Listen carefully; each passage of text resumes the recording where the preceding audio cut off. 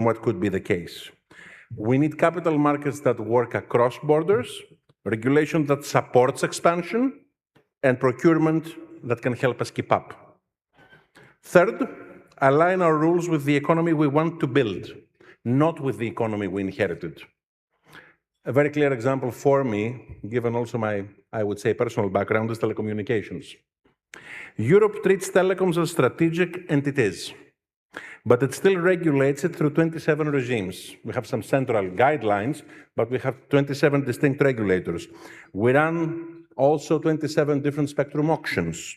The patchwork increases cost, slows deployment, makes scale much more difficult. The United States has one regulator, and it also has one spectrum allocation process.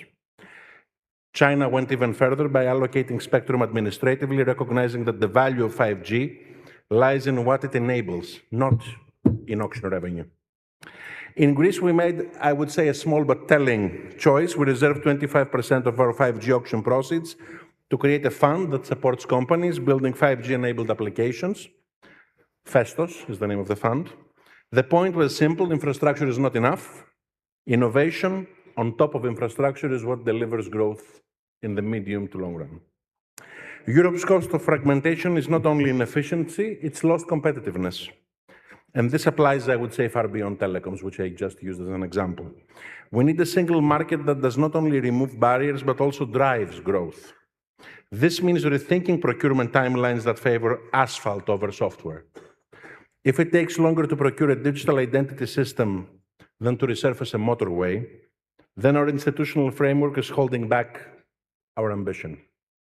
So the question is not just how do we simplify rules. The question is, what do we want the rules to achieve? The answer should be growth, innovation, and resilience. The third area is technology, and more specifically, artificial intelligence. AI has the potential to raise productivity, improve public services, accelerate innovation, but it also carries risks to trust, to jobs, and to democratic participation if deployment outruns governance and institutional design. Europe is often caricatured as choosing regulation over innovation. I would beg to differ and say it differently. Europe is trying to build a market that people can trust. Rules and innovation are not enemies. Clear rules make innovation investable, adaptable, sustainable. Trust is not a moral add-on, it's an economic asset. Greece's digital reform journey, I would say, is a practical case study on this. When we started, we had strong hardware, talent, energy, potential, but we lacked software. Processes, institutional design, policies, basic state capacity. So we decided to build it. Today, Gov.gr, for instance, offers more than 2,000 end-to-end services. In 4 years, Greece moved from the bottom of the rankings in digital public services to above the EU average on that specific metric. And there is more to come as recovery and resilience projects move. Digitization is an interesting story because it delivered dividends beyond convenience. It strengthened transparency, it strengthened tax compliance, it helped recover revenue that was previously lost, including through better VAT collection and more effective detection of evasion, without raising the tax rates, to the contrary. Modern states have to do that. They have to make it easier to be lawful than to be unlawful. As we enter the AI era, the principles should be fundamentally the same. AI is a tool, it's not a master. It should extend our capacity, not replace our judgment. So if we get that right, AI can become part of a broader growth model with higher productivity, better services, a stronger social contract. Let me also say a word about Greece's own trajectory because it links, I would say, directly to the European challenge. Greece's recovery is not just a rebound, it's a reset. In recent years, Greece has grown faster than the Eurozone average, with projections around 2.4% growth for this year. We delivered the primary surplus of 4.8%. Previously, we were among the few EU member states to have an overall surplus, a headline surplus, 6 states in total. 4 of them, by the way, had implemented IMF programs in the previous decade, and now they're delivering those headline services, which is, I would say, quite telling. We're repaying bailout era obligations ahead of schedule. Investor confidence has strengthened, yields have normalized. All you need to do is to look at the 10-year bond yields. And the most meaningful signal is that some of the young Greeks who left during the crisis are beginning to return, have begun to return. And this is the most real measure of recovery. That matters because it illustrates a basic truth. Credibility in public finances creates space. Space for investment, space for reform, space for resilience when the next shock arrives. Fiscal prudence for us is no longer a policy choice, it is a regime. Not because discipline is a virtue in and by itself, but because credibility is the foundation of sovereignty in a volatile world. And credibility is not built with austerity alone. It is built with efficiency, by delivering better outcomes through stronger institutions, clearer rules, and modern systems. This is why the digital state that I described before does matter. This is why tackling tax evasion does matter. And this is why the reform legitimacy overall of the system matters in and by itself. People will accept difficult change, and difficult challenges when they can see the system becoming fairer, not simply tighter. No honest look at the world ahead can avoid geopolitics. Security and defense should be understood through the lens of resilience. Higher defense spending is not an end to itself. It is part of preparedness, deterrence, and shared and collective responsibility. For countries like Greece, defense spending has never been a fashionable policy choice, and it is not certainly a new policy choice. It has been our geographic destiny.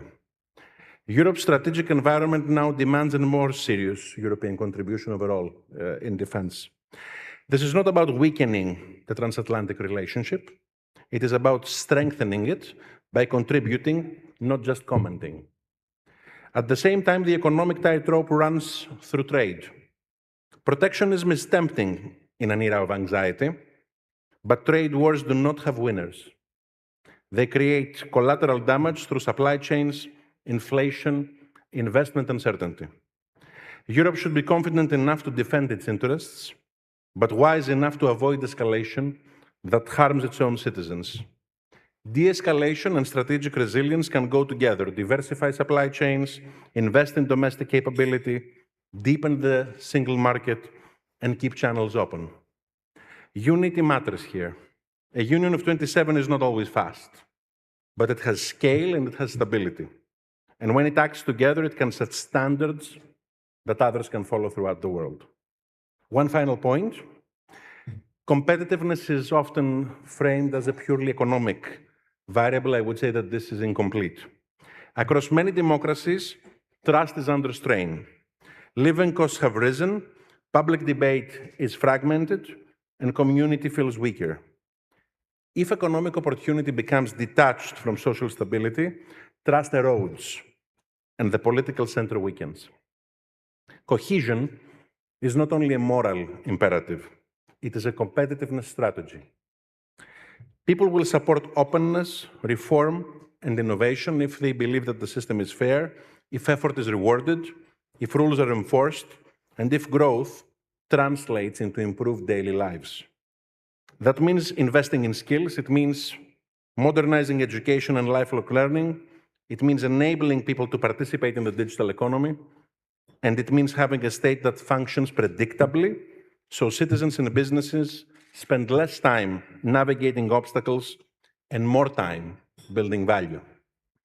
In Greece, we have tried to make that philosophy practical. Not perfect, not, I would say, enough to fully change everything that we aspire to yet, but certainly directional. A state that is more digital, more transparent, and more capable, because a capable state is the quiet infrastructure of a healthy economy. So let me close, ladies and gentlemen, where I began. The world ahead will be volatile. Geopolitical competition, technological disruption, climate pressures, demographic change will intersect in ways that challenge and will challenge our old assumptions. Walking steadily across that tightrope requires three things: credible public finances, institutions that work, and certainly partnerships that can endure. Europe's strength has never been perfection. It has been persistence. Not uniformity, not cooperation, not uniformity, but cooperation.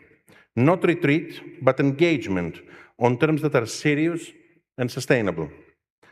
The world ahead will test our ability to translate values into outcomes. And the answer cannot be rhetorical.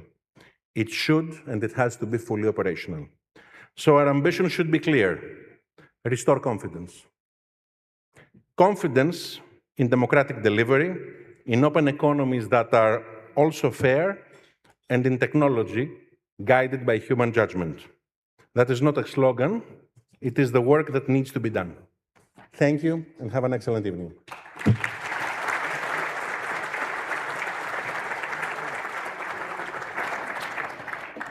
Thank you very much, Minister. We are now going to move on to the first course of dinner, and then at 7:45, we are going to hear from Yanis Storneras, the Governor of the Bank of Greece. But first, time for some food.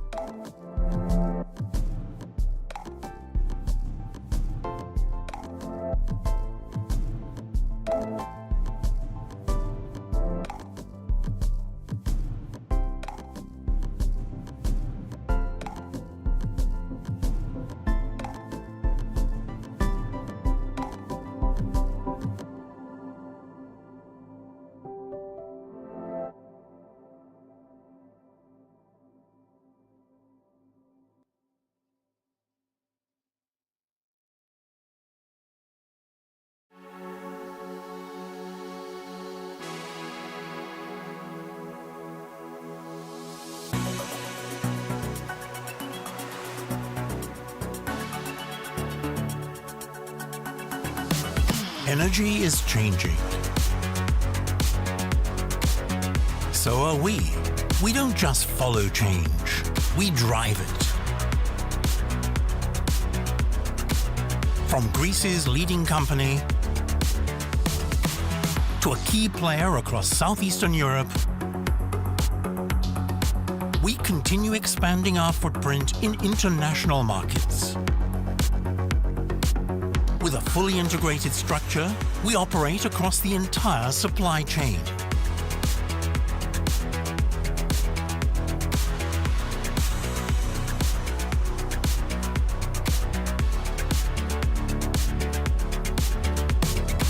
We are strengthening our presence in electricity and natural gas,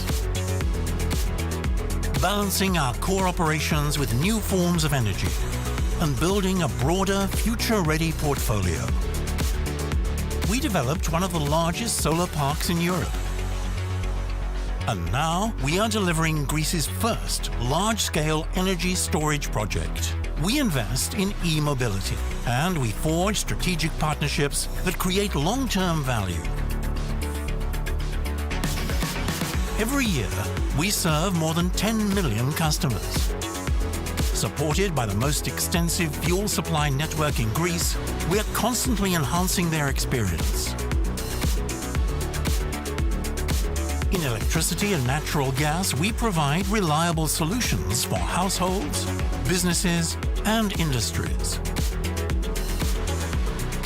We advance the energy transition with clarity and realism, transforming our group with a long-term, value-driven vision. Today, we stand shoulder to shoulder with the leading European and international energy companies, and we move forward boldly, guided by strong corporate governance, a modern operating model, our values and our vision, and a firm commitment to a sustainable future.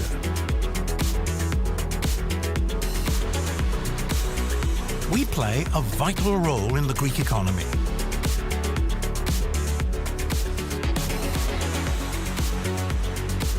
We support our communities through initiatives that empower youth, support society and health, protect the environment, and promote culture and sports.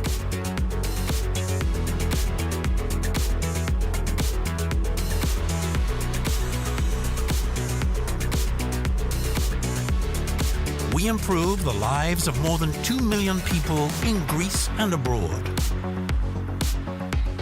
In an ever-changing landscape, we are transforming energy towards a sustainable future. Hellenic Energy. Empowering tomorrow.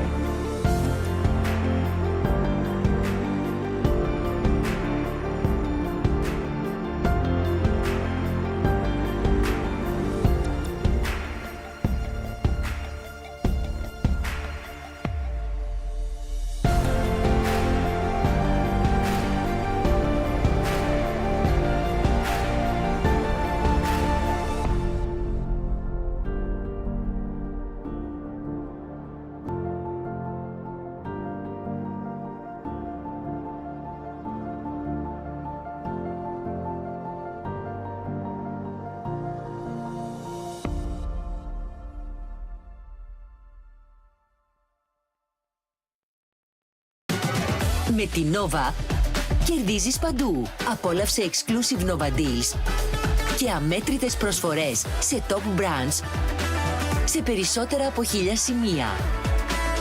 Μπες τώρα στο Παντού App, διάλεξε την προσφορά σου και απόλαυσέ την. Έχεις Nova. Έχεις περισσότερα. Check this out.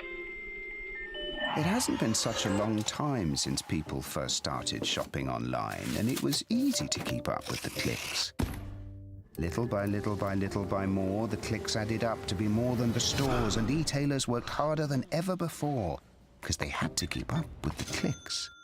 The clicks came from laptops, then tablets and phones, Monday through Sunday, office and home, 24 hours in every zone, and still they kept up with the clicks.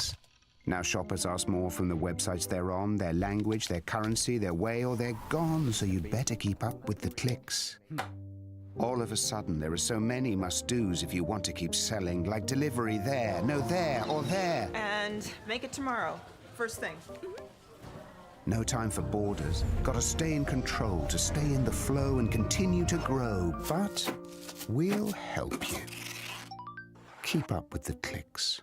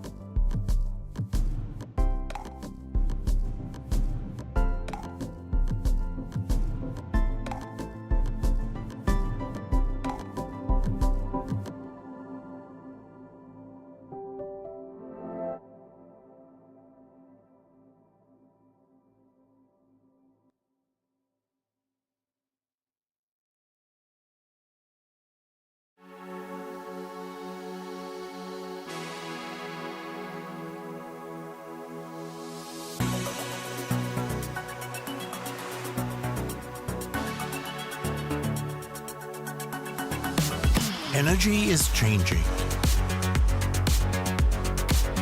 So are we. We don't just follow change, we drive it.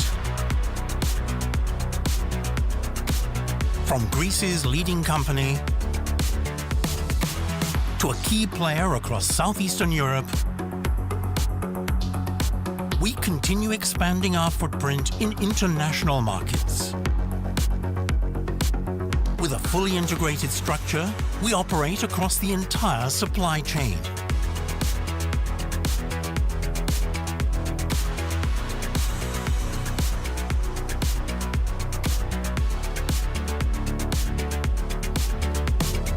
We are strengthening our presence in electricity and natural gas, balancing our core operations with new forms of energy, and building a broader, future-ready portfolio. We developed one of the largest solar parks in Europe. And now we are delivering Greece's first large-scale energy storage project. We invest in e-mobility, and we forge strategic partnerships that create long-term value. Every year, we serve more than 10 million customers. Supported by the most extensive fuel supply network in Greece, we are constantly enhancing their experience. In electricity and natural gas, we provide reliable solutions for households, businesses, and industries. We advance the energy transition with clarity and realism, transforming our group with a long-term, value-driven vision.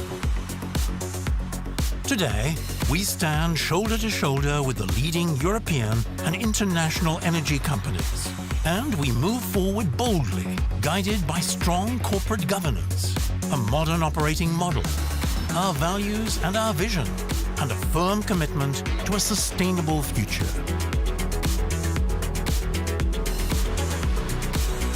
We play a vital role in the Greek economy.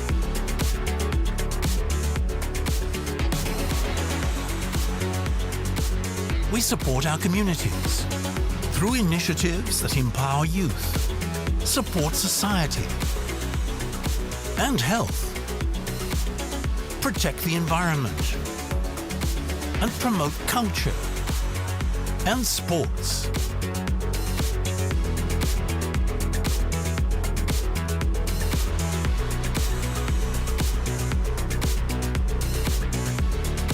We improve the lives of more than 2 million people in Greece and abroad.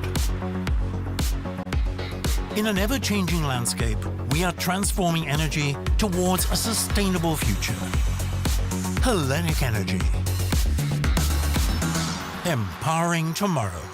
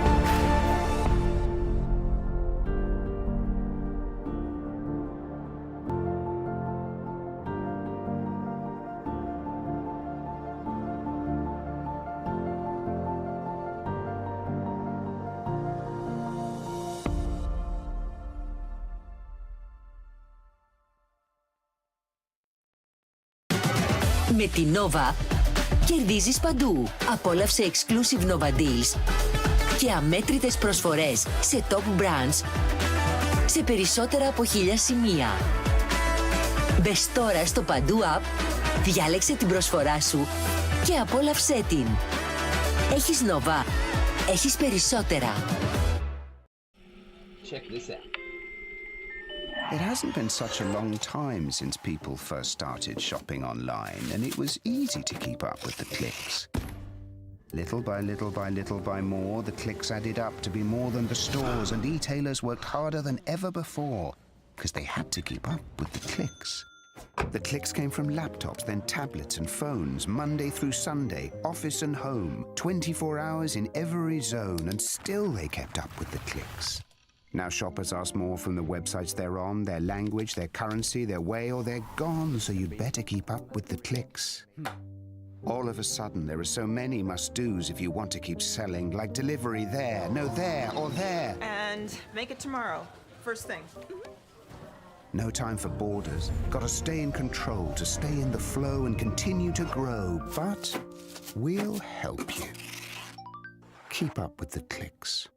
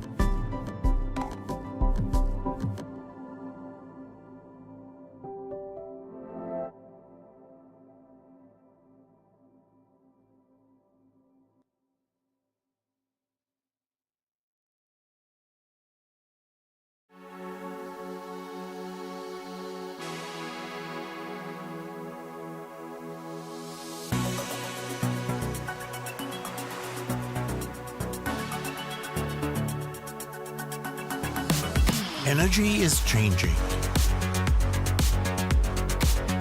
So are we. We don't just follow change, we drive it. From Greece's leading company to a key player across Southeastern Europe, we continue expanding our footprint in international markets. With a fully integrated structure, we operate across the entire supply chain.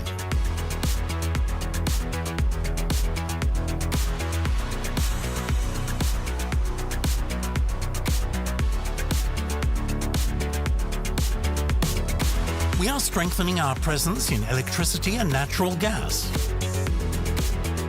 balancing our core operations with new forms of energy, and building a broader, future-ready portfolio. We developed one of the largest solar parks in Europe. And now we are delivering Greece's first large-scale energy storage project. We invest in e-mobility, and we forge strategic partnerships that create long-term value. Every year, we serve more than 10 million customers. Supported by the most extensive fuel supply network in Greece, we are constantly enhancing their experience.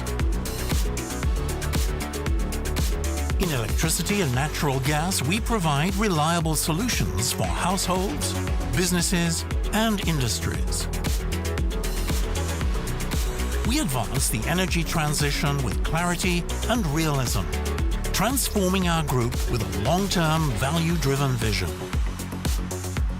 Today, we stand shoulder to shoulder with the leading European and international energy companies. And we move forward boldly, guided by strong corporate governance, a modern operating model, our values and our vision, and a firm commitment to a sustainable future.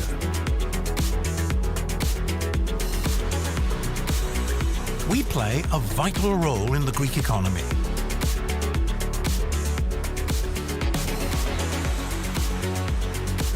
We support our communities through initiatives that empower youth, support society and health, protect the environment, and promote culture and sports.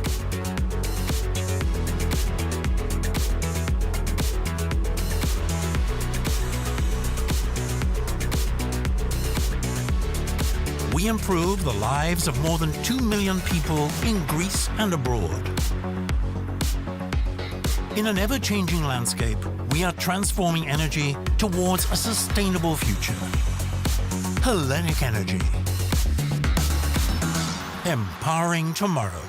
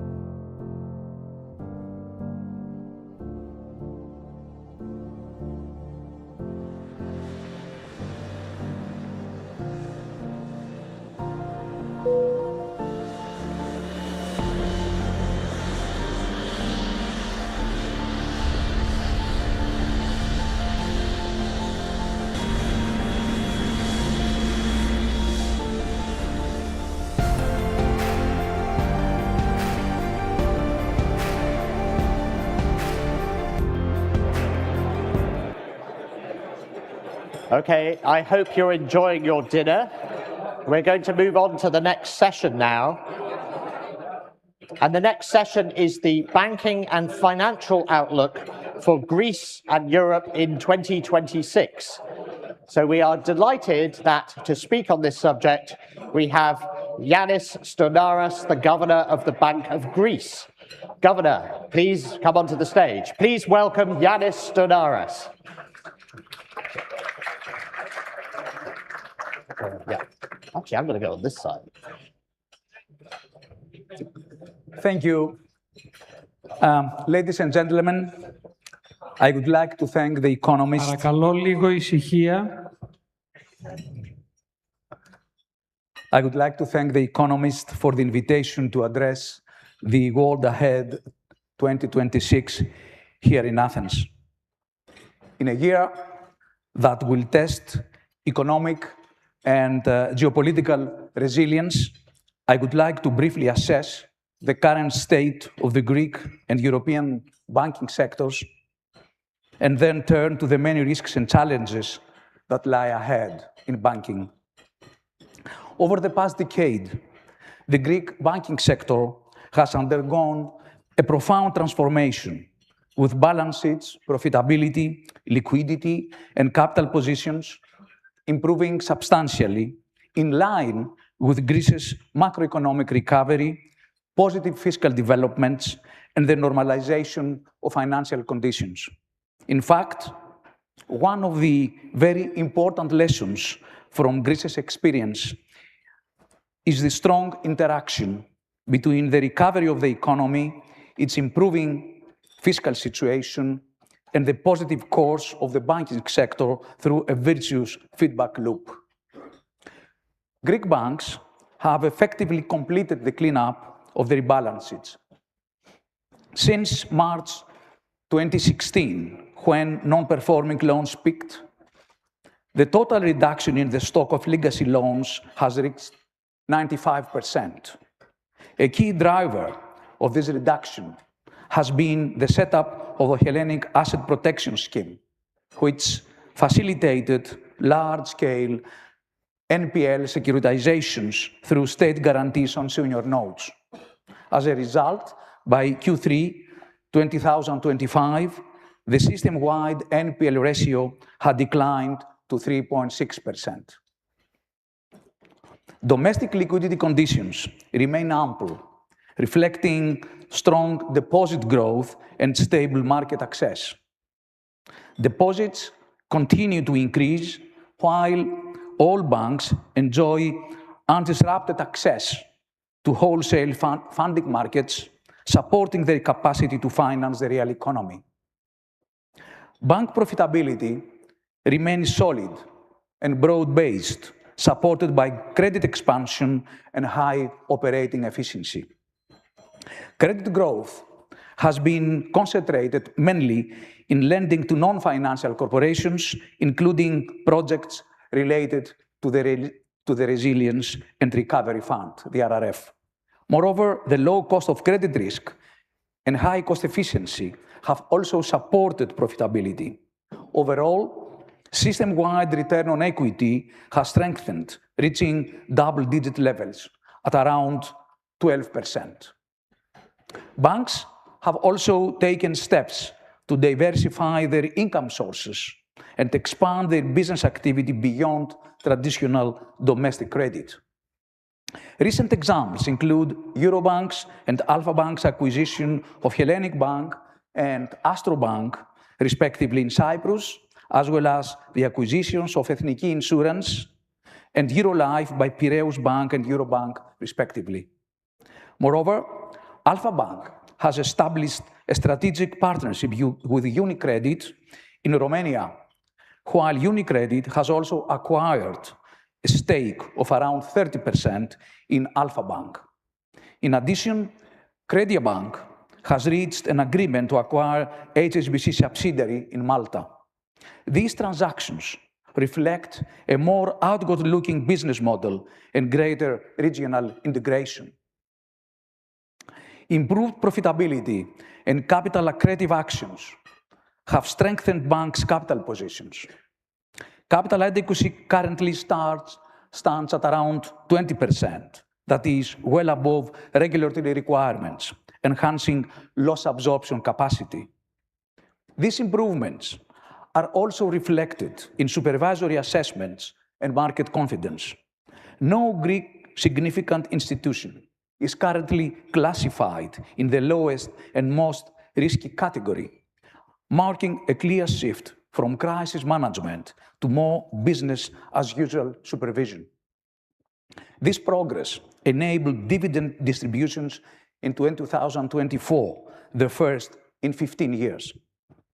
Finally, the cleanup of less significant institutions has strengthened competition within the Greek banking sector. The recapitalization of Kredia Bank, following the absorption of Pankreta, together with NPL disposals under the Hellenic Asset Protection Scheme, has effectively created a fifth pole of smaller but sound banks alongside the significant institutions. That has enhanced competition. Overall, the Greek banking sector is now in a much stronger position to support economic growth and absorb potential shocks. Enhanced resilience, confirmed by the results of the recent EU-wide stress testing exercise, improved market access, and the restoration of investment-grade conditions provide a solid foundation going in 2026, which is particularly important in an environment characterized by high uncertainty. The improvement observed in Greece mirrors a broader strengthening of the European banking sector. European banks have gradually rebuilt resilience since the global financial crisis.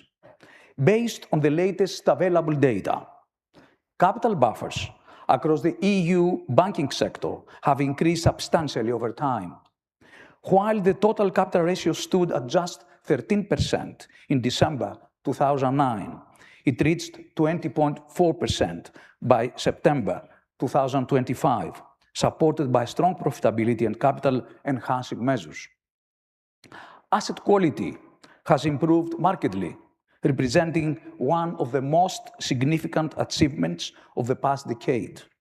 The average NPL ratio declined from nearly 7% in 2016 to just 1.8% in September 2025.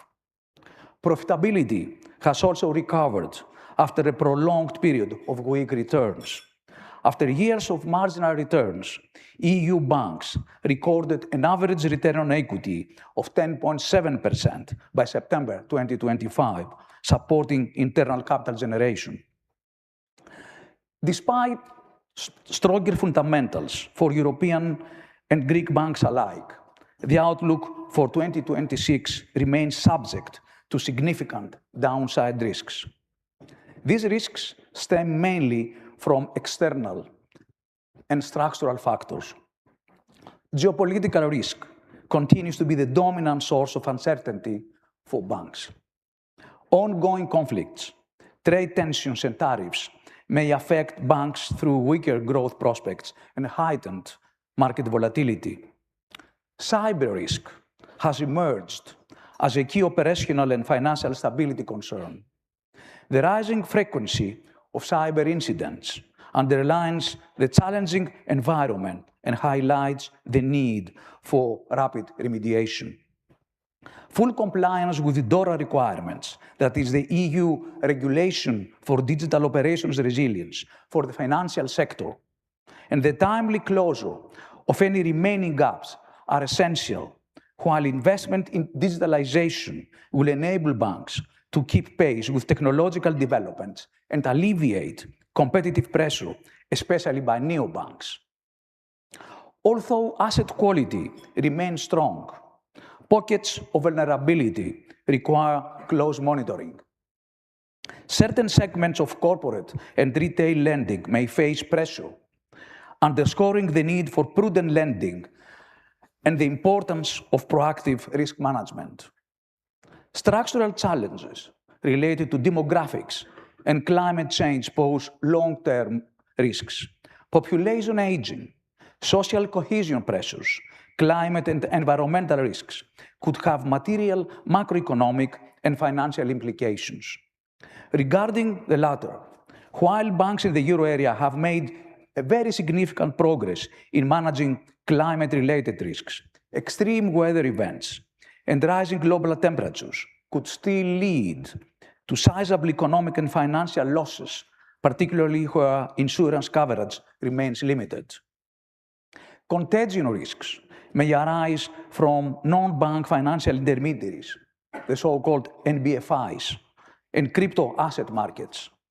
These sectors can amplify shocks through liquidity and confidence channels, highlighting the importance of a comprehensive supervisory micro and macroprudential approach. The role of NBFIs in the provision of financial services has grown significantly without a commensurate enhancement of the regulatory and supervisory framework. This renders NBFIs a potential source of systemic risk, particularly in the current environment of heightened geopolitical risks and elevated financial asset valuations. Specifically, the interlinkages between banks and NBFIs, spanning funding, credit, and market activities, can amplify shocks and transmit stress across the global financial sector. For instance, these linkages can create vulnerabilities through loss of short-term NBFI funding and credit exposures to leveraged NBFIs, exposing banks to market shocks and liquidity pressures.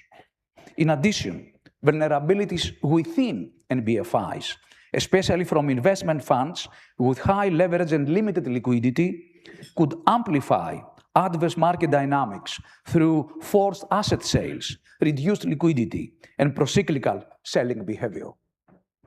Contagion risks could also arise from the growing interlinkages between crypto asset markets and the traditional financial system. Beyond financial stability concerns from this interconnectedness, a significant rapid expansion of stablecoins in the European Union, especially those pegged to the US dollar, may interfere with the smooth transmission of monetary policy, the intermediation role of banks, and the orderly market functioning, ultimately undermining monetary sovereignty. Furthermore, money laundering risks are ever present in the crypto sector and continue to pose significant challenges for effective supervision, especially when considering the relevant fragmented regulatory landscape at a global level.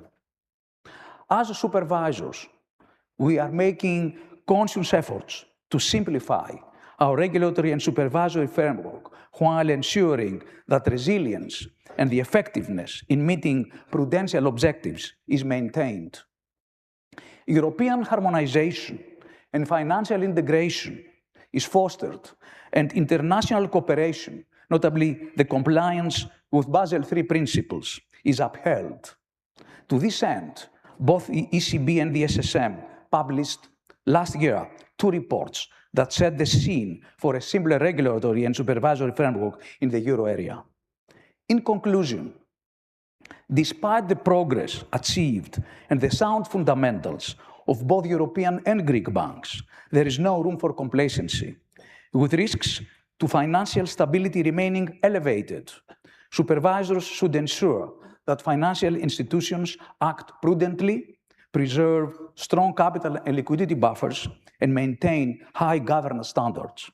At the same time, further institutional deepening at the European level remains essential, completing the banking union, particularly through the finalization of the European Deposit Insurance Scheme with a clear and credible timetable, would reduce financial fragmentation and strengthen confidence, while advancing the savings and investment union is key to mobilizing private savings and fostering deeper and more efficient capital markets.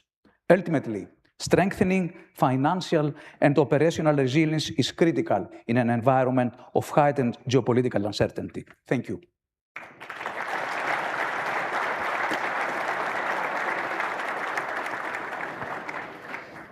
And we have time for me to ask you a couple of questions. I'm very reassured to hear that you are a skeptic about crypto and stablecoins and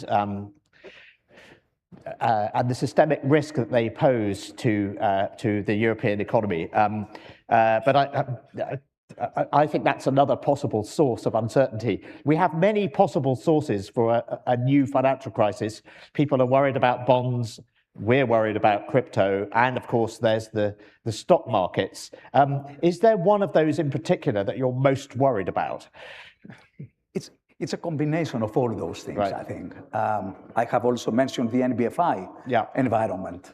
So it's a combination with geopolitical environment, with market instability due to tariffs, although tariffs now have been set and but they could change. If they might change. Yes, they might change, and they act with a time lag.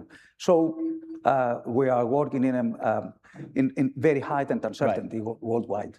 Now, you wrote an article for The Economist last year. Yeah. Hooray, Economist contributor here as well. And you were advocating in particular greater use of the euro as a reserve currency. Now, presumably, recent events have strengthened the case for that.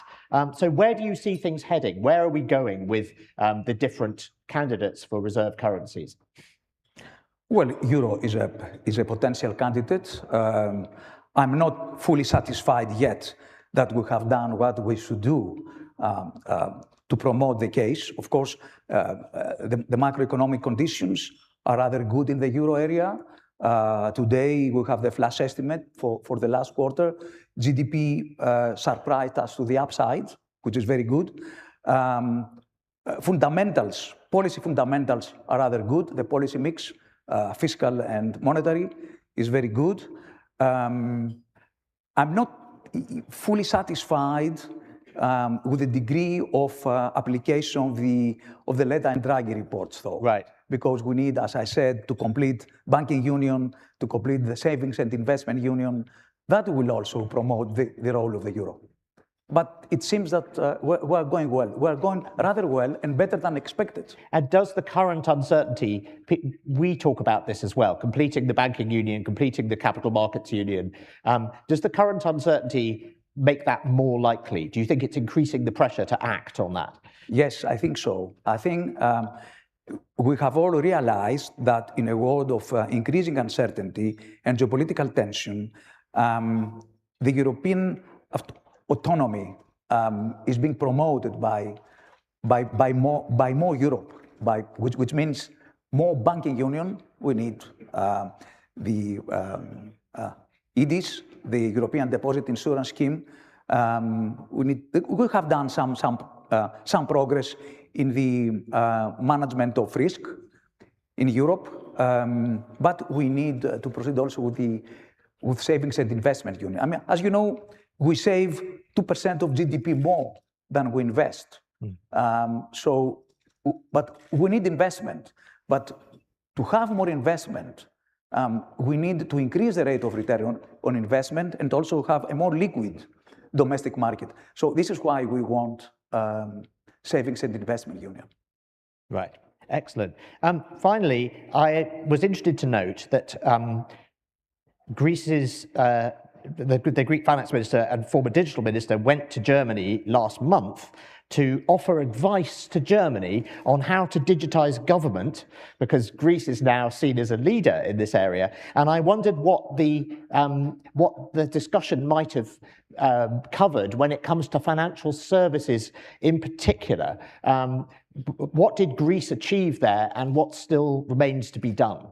I mean, this is why this particular gentleman became head of the Eurogroup. Right, exactly. So what was it that Germany should, what's the main thing Germany should take away from it? There's huge progress in the digitalization of the public sector, of the economy, of the tax sector. Digitalization has brought huge benefits in terms of more revenue, the connection between the POS and the cash registers, and then with the central authority, has done miracles in terms of revenue generation, but also the simplification of the life of ordinary citizens has been helped. Also, the work card has made the labor market more efficient, more fairness in the labor market. So huge progress There's everywhere, lots of opportunities. including banks, of course, Right. including banks. And there's still a long way to go, because I'm not saying that with digitalization, all bureaucracy has been eliminated. No, there's still a long way to go. But this is why I see the glass full empty. Half full, not half empty. Sorry, Yes. half full, exactly. Oh, yes, half full, exactly. Yeah, Brilliant. half full. Well, I'm always interested, whenever I come here, there seems to be yet another area where Greece is, teaching the rest of Europe how to do things. So thank you very much for taking us through all of that. Yanis Stonaras, thank you very much indeed. Thanks a lot. Thank you. Okay, we're going to move on to our next speaker now. So we started off with a sort of view from the moon, from me, covering the whole world, and then we've progressively zoomed in on different areas, and we're now going to zoom in on Europe's green transition and the energy outlook. And to tell us about this, we are delighted to have with us Frans Timmermans, the former Executive Vice President of the European Commission for the European Green Deal. Frans Timmermans, please join us on the stage. Thank you.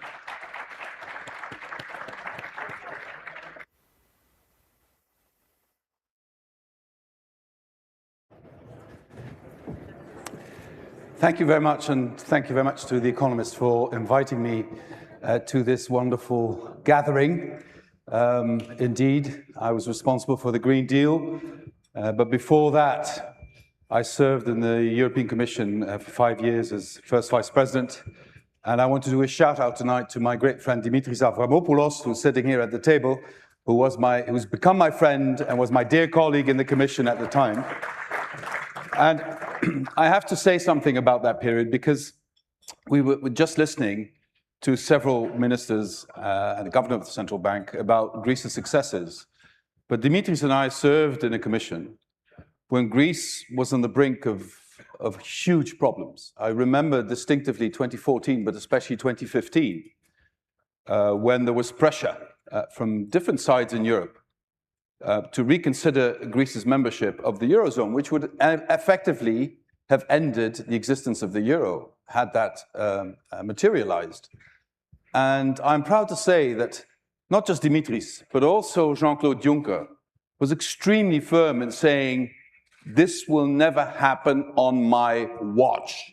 And I think when he said that, that had exactly the same effect as when Draghi said, we will do anything it takes. And I think we can say now that was the wisest decision that Commission made, and I'm proud to have been part of that team together with Dimitris. Now let me turn to the Green Deal. There is a famous anecdote told by John Major when he recounted his meeting with Boris Yeltsin. And I was several times also an interpreter for Boris Yeltsin, so I can really relate to what John Major was saying. But he said, I asked Yeltsin to tell me what's the state of the country, what's the state of Russia? And Yeltsin said, good. And then John Major said, well, Boris, that's very succinct, just one word. Could you say it in a couple of words? And then Yeltsin looked at him and said, not good. And I think you could say the same thing about the Green Deal. Is it good or is it not good? I think much of the legislation that was decided in the last couple of years stands firm and will not be challenged and will continue to transform the European economy and the European energy sector. But some of the attacks on elements of the Green Deal have a highly symbolic value.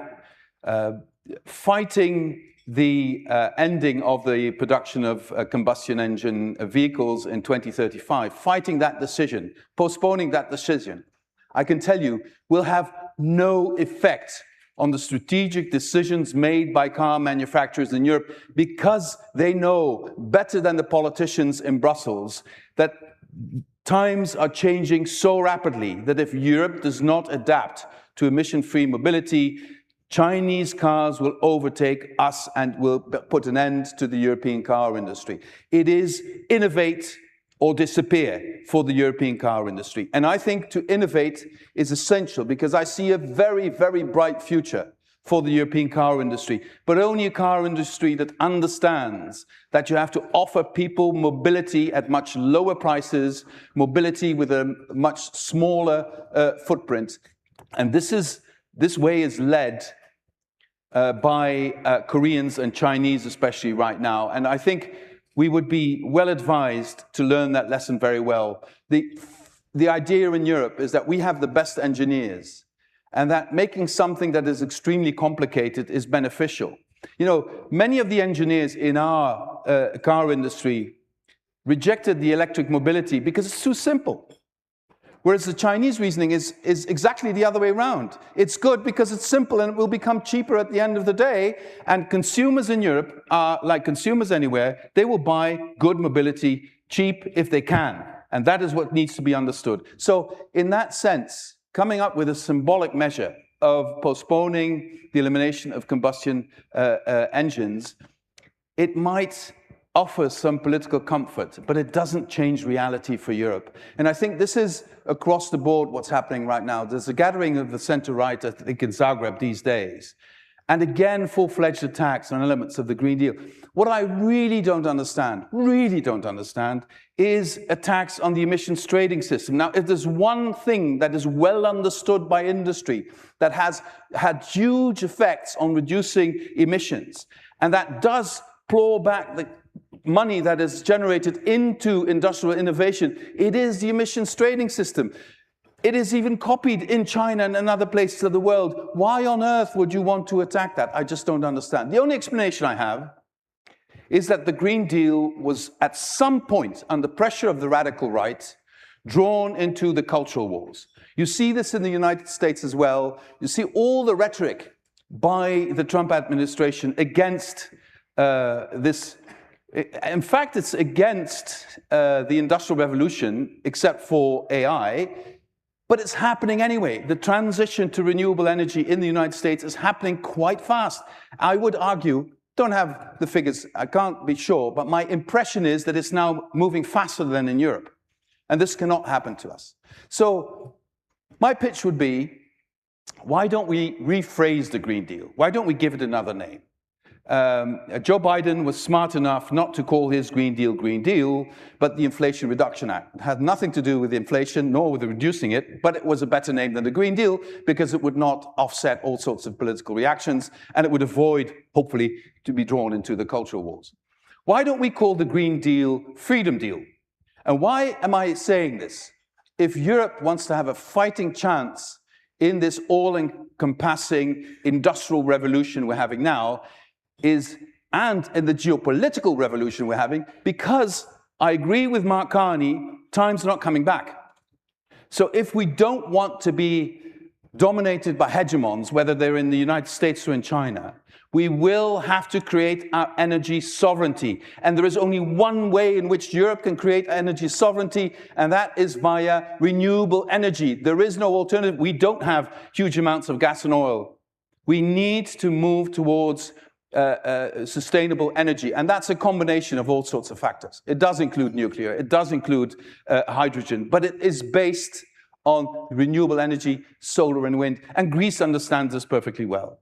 And I think if there's one thing I miss, the governor spoke about the need to complete the banking union. The one mistake Europe made in the last 20 years is to not force through an energy union. Had we had the energy union now, we would not be in this constant situation of what I would call moral hazard between member states. This idea that if I'm good friends with Putin, I can get gas cheap. If I suck up to Trump, he will give me gas cheap. It doesn't work like that. At the end of the day, sucking up to people who think they can bully you never pays off. You saw last week on Greenland, you know, Europe showing a bit of a spine immediately had the positive effect. And I think that's the only way forward.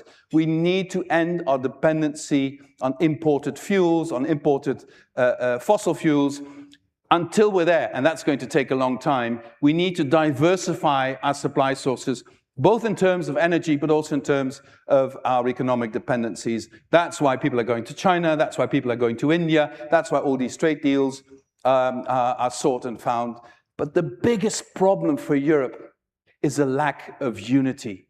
You know, I struck deals with John Kerry and Xi Jinping at the summit in Glasgow and other COP summits, deals that actually had a huge effect. I could only do this on behalf of the EU because we were united, and they knew that when I said something, I said it on behalf of 27 member states. And I think this is the situation we need to create in the energy sector. We need to create it in terms of trade. It's already there in trade, and we need to create it in new economies that we're not ready for. What are the economic choices and industrial choices Europe is going to make in the next decade?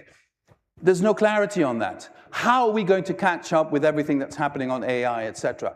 We will, you know, you can do two things. You can say to the Americans or the Chinese, we'll tag along, but given the fact that both systems now look for hegemony in their part of the world, you will become a vassal state if you can't develop your own capacities in that area.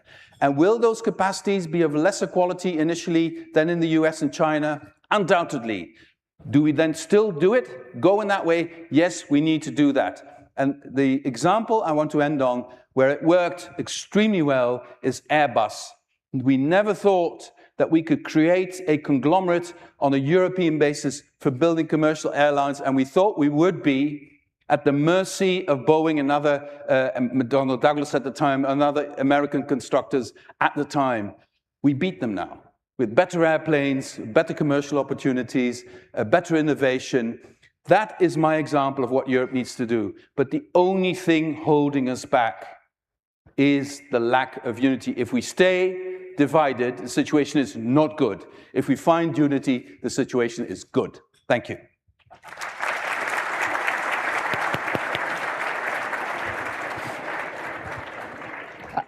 I totally agree with you that the car makers are, in practice, not going to change their behaviour with the watering down of this 2035 rule. It sounds like what you're saying, though, is that that was actually quite a canny move, because it looked like a sop to the right-wing critics, but actually they haven't really. You know, it's a symbolic victory, not a real one. Is that? Am I reading you correctly there?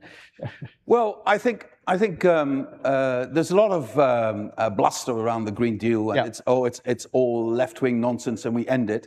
But if you look at what they're actually attacking, it's details or it's smaller things. They especially go after everything pertaining to nature, which I don't understand. But that is something they can relate to, and they can get the farmers on board, and they can get the radical right on board. But the core elements of the Green Deal remain firm. However, when I hear this weekend they're going to discuss attacking the emissions trading system, then I become worried, because that would really be nonsense to do that. I totally agree. One of the other areas where there has been a bit of backtracking by the EU on environmental rules has been on the carbon border adjustment mechanism, which took effect at the beginning of this year, and already there has been a watering down with a specific reference to fertilizer. So obviously European farmers need fertilizer. Is that in the same category, or is that genuinely a watering down of green standards? That is a watering down, and that is very much linked to the war in Ukraine, because potash is something that... Because it's something we still rely on Russia for. We need rely on that, and of course it's very energy intensive as well. So that is a real watering down. It's not a smart move, but I understand that. And since you mentioned this, and I was amiss in not mentioning the fact that on our continent, for 3 years, 11 months and 6 days, a horrible war has been going on. And I was sitting at the table and listening to these very interesting contributions, which I highly value. And I thought, this war's still going on. Yeah. And if we as Europeans can't stop Putin massacring people on a daily basis, then, you know, what's the point of Europe if we can't even stop somebody trying to occupy another European nation? I think this is by far the biggest challenge Europe faces in the next couple of years. One of the paradoxical results of the invasion of Ukraine by Russia was a boost for clean energy adoption in the EU, and a lot of 2030 targets have been met already. And I wondered, so in a strange way, that crisis did provide an opportunity. And I wondered if the crisis that we see, the broader geopolitical crisis now, does that also somehow present an opportunity when it comes to dealing with the climate crisis in Europe? Well, I think one of the biggest problems we have is that we try and compartmentalize subjects. We talk about the Green Deal, then we talk about security, then we talk about migration, etc. Whereas these subjects, climate change is arguably the biggest driver of migration in the next 20, 30 years. If you can diversify energy resourcing, which is installing solar panels and windmills in Ukraine, Ukraine is at once less vulnerable for Russian attacks because energy generation is no longer centralized. If you could do that with European means, which we have, then you increase our collective sovereignty as Europeans. So what we need to do is to have a more holistic view of this issue. When I went to NATO, when I was still in the Commission, to talk about sustainability, the people at NATO thought I came to talk about more energy efficient tanks, etc. But my point was two things. First of all, how do you fight in areas where a human can no longer survive for a longer time? But more importantly than that, how do you prevent climate disasters creating huge conflict that will inevitably create huge migrational flows that we will suffer from in Europe? I totally agree, and I would add to the pot there demography and technology. I always think that the discussion about immigration is very weird, that we think about that on its own and we don't think about it in connection with the role of demography and shrinking workforces, and also the role of automation and technology to address that. And I think in East Asia, there's much more of a perception that shrinking workforces mean that automation is your friend. It means you can be more productive, you can retire earlier, and the whole country won't get poorer on a per capita basis. So the trouble is, if you connect everything, then it's very hard to deal with anything. I couldn't agree more, with one caveat. Yeah. Is AI doing that? Or is AI going to replace human activity in the most creative part of human activity? If machines are made to make work less burdensome, less tedious, less repetitive, that's wonderful. Yeah. But if a writer is replaced by AI, if a painter is replaced by AI, if the human creativity is no longer challenged. When you play music to people and ask them if they like it, and they say yes, and then you say, well, actually it was by an AI, then a lot of people say, actually, I didn't like it now then, because they want the music to be an expression of a person's... That's what my point is more, if something is to save us, it's human ingenuity. Right. If something is inhibiting us, it's the lack of human ingenuity and imagination. Another very brief anecdote. I was a young diplomat in Moscow. I was traveling around the Soviet Union in 1990, and I was reporting back to The Hague. This place is falling apart, the Soviet Union. And I got some friendly advice from senior colleagues. Said, "You're killing your career, my friend. This is not going to happen." I said, "Why is it not going to happen?" Because it's not good for them, it's not good for us, so it's unimaginable. And I think global politics is always suffering from the lack of imagination. And then we're surprised. Who would have predicted what Trump has been doing the last year? Nobody would have predicted that he would go to those ends. But here we are. So we need ingenuity and imagination to survive. It's about our survival as a species. I agree with all of that, but I think there is potential for AI to enhance our ability to innovate. I also saw that the gap between the world's best human forecasters and AI forecasters has got a lot narrower in the last year. So that suggests that AI might be able to help us imagine, possible futures and where things might go. But one of the miserable elements of AI is they want to please. Yes. So they will give you elements, ideas, suggestions where they think they will please you, not whether it's correct. And this is a human characteristic I don't want in machines, frankly. Yes. No, absolutely. But this all comes back to the same thing, which is the biggest weakness here is human nature. Yes. Just finally, on all of the things you've just said to do with how Europe can address the challenges of the transition. What is Greece's role in all of this, and what could Greece be doing more of? Do you think? Well, if you see On better regulation, I was responsible for that subject as well. Out of necessity, Greece has done incredible things on better regulation. Not just scrapping rules, but making them more efficient, more targeted, automation, etc. That is something Greece can teach the rest of Europe, especially Germany, where in hospitals they're still using fax machines. The second element, I would say that Greece is a pivotal country for the energy system of the future. Look at the electricity that will be coming out of Egypt because of their generation of huge amounts of renewable energy. The cable is, I mean, it's a long cable, but it's doable to Greece. We're talking about one from Morocco to England at the moment, but yeah. But anyway, okay. It's hard to build. Yeah. But this is more realistic, if I may say so. And I think another thing I would urge Greek leaders to help us with, convince the rest of Europe that we need to enlarge the EU much faster than we're doing now. We need Albania on board, we need Moldova on board, we need Ukraine on board, but especially in this part of the south of Europe, there's so many actors, outside actors, creating havoc in former Yugoslavia and other parts of this of Europe in this region. We need to offer those countries who've done such tremendous efforts to join the European Union some comfort that they will be joining in the next years. And I think this is of such great strategic importance. And if I may end on one thing, Greece has shown incredible adaptability. I remember when, I mean, what other European country could have survived losing a quarter of its GDP? I don't know. And Greece survived and came out of it stronger. When you see the UK making this historic mistake of leaving the European Union, I don't think there might be 10, 20,000 Brits still thinking it was a good idea. And still they can't reverse it. So look at Greece. You know, when did Greece come out of the crisis? When Greece realized they were doing it for themselves and not because some bureaucrat in the IMF or in the Commission was telling them to do that. When Greece owned its own future, it changed its own future. And I think this would be a good lesson for the UK as well. Amen to that. Right. Well, please join me in thanking Frans Timmermans. Thank you. Thank you very much. We're going to have the main course now, after which we are going to have the Ambassador Guilfoyle, arriving to address us after we've had the main course. So I'm looking forward to that. Thank you.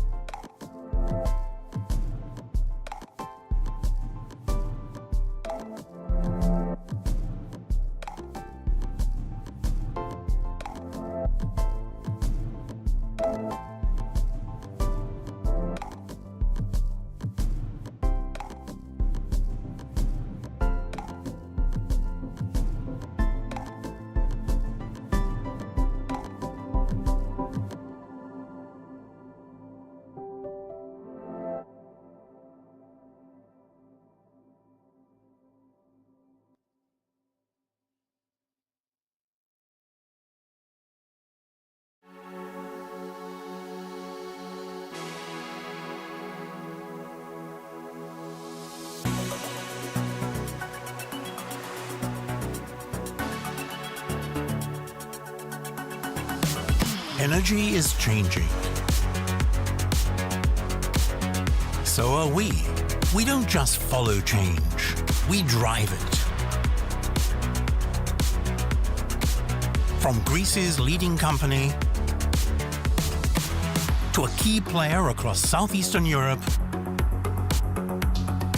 we continue expanding our footprint in international markets. With a fully integrated structure, we operate across the entire supply chain.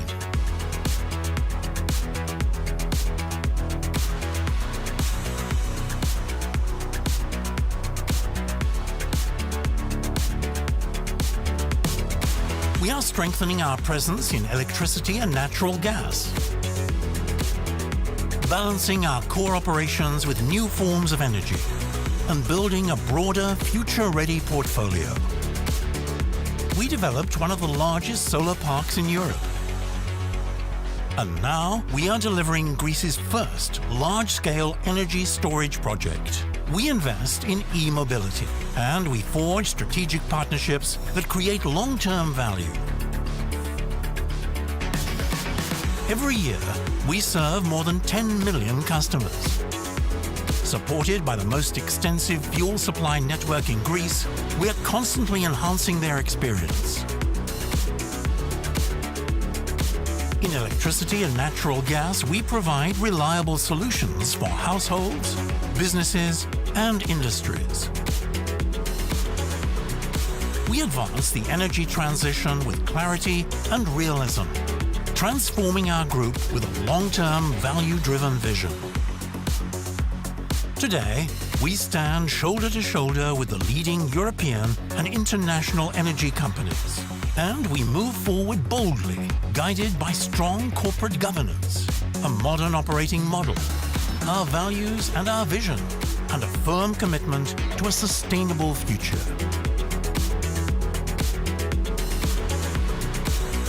We play a vital role in the Greek economy.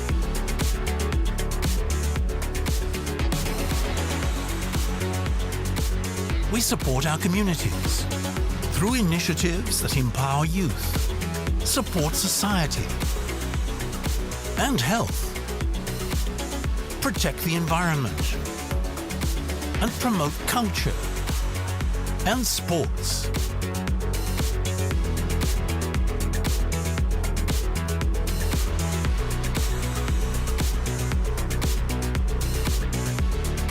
We improve the lives of more than 2 million people in Greece and abroad. In an ever-changing landscape, we are transforming energy towards a sustainable future. Hellenic Energy. Empowering tomorrow.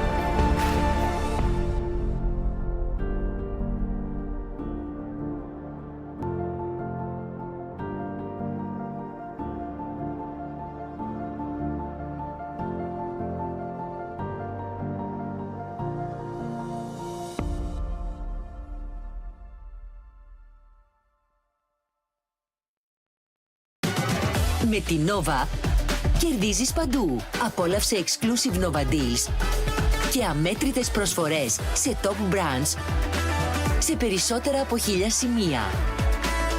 Μπες τώρα στο Παντού App, διάλεξε την προσφορά σου και απόλαυσέ την. Έχεις Nova. Έχεις περισσότερα. Check this out. It hasn't been such a long time since people first started shopping online, and it was easy to keep up with the clicks. Little by little by little by more, the clicks added up to be more than the stores, and e-tailers worked harder than ever before because they had to keep up with the clicks. The clicks came from laptops, then tablets and phones, Monday through Sunday, office and home, 24 hours in every zone, and still they kept up with the clicks.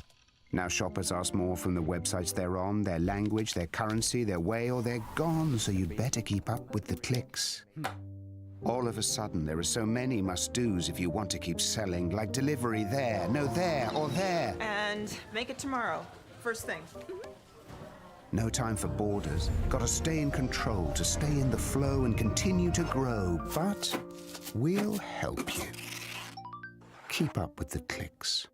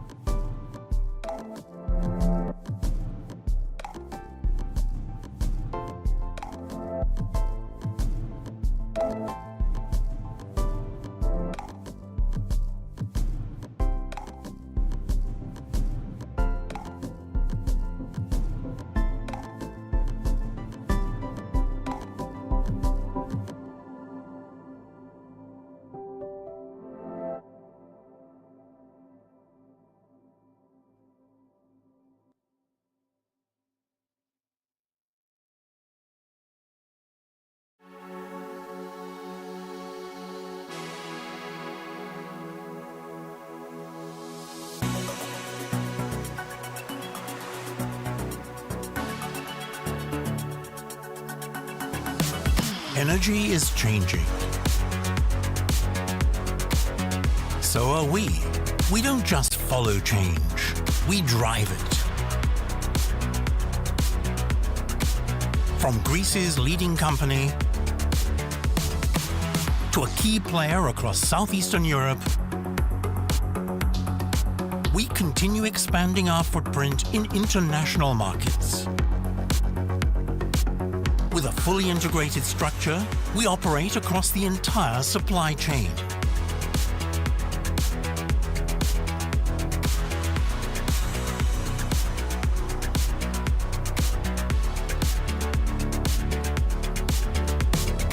We are strengthening our presence in electricity and natural gas, balancing our core operations with new forms of energy, and building a broader, future-ready portfolio. We developed one of the largest solar parks in Europe. And now we are delivering Greece's first large-scale energy storage project. We invest in e-mobility, and we forge strategic partnerships that create long-term value. Every year, we serve more than 10 million customers. Supported by the most extensive fuel supply network in Greece, we are constantly enhancing their experience. In electricity and natural gas, we provide reliable solutions for households, businesses, and industries. We advance the energy transition with clarity and realism, transforming our group with a long-term, value-driven vision.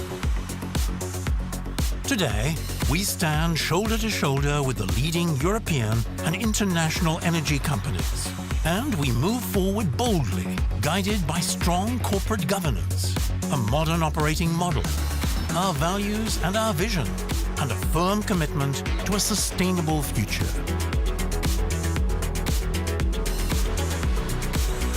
We play a vital role in the Greek economy.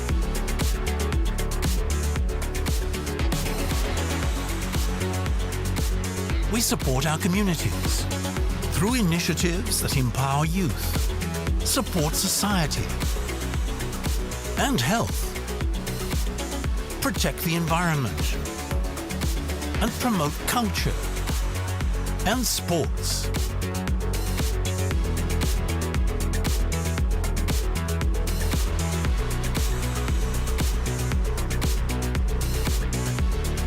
We improve the lives of more than 2 million people in Greece and abroad. In an ever-changing landscape, we are transforming energy towards a sustainable future. Hellenic Energy. Empowering tomorrow.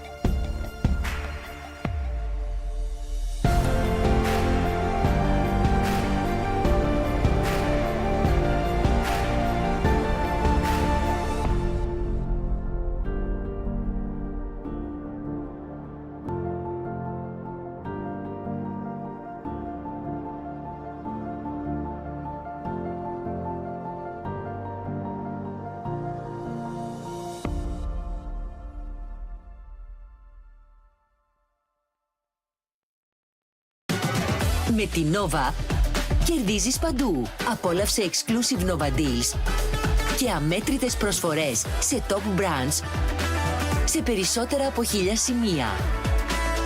Μπες τώρα στο Παντού App, διάλεξε την προσφορά σου και απόλαυσέ την. Έχεις Nova. Έχεις περισσότερα. Check this out. It hasn't been such a long time since people first started shopping online, and it was easy to keep up with the clicks. Little by little by little by more, the clicks added up to be more than the stores, and e-tailers worked harder than ever before because they had to keep up with the clicks. The clicks came from laptops, then tablets and phones, Monday through Sunday, office and home, 24 hours in every zone, and still they kept up with the clicks. Now shoppers ask more from the websites they're on, their language, their currency, their way, or they're gone, so you'd better keep up with the clicks. All of a sudden, there are so many must-dos if you want to keep selling, like delivery there, no there, or there. And make it tomorrow. First thing. No time for borders. Gotta stay in control to stay in the flow and continue to grow. But we'll help you. Keep up with the clicks.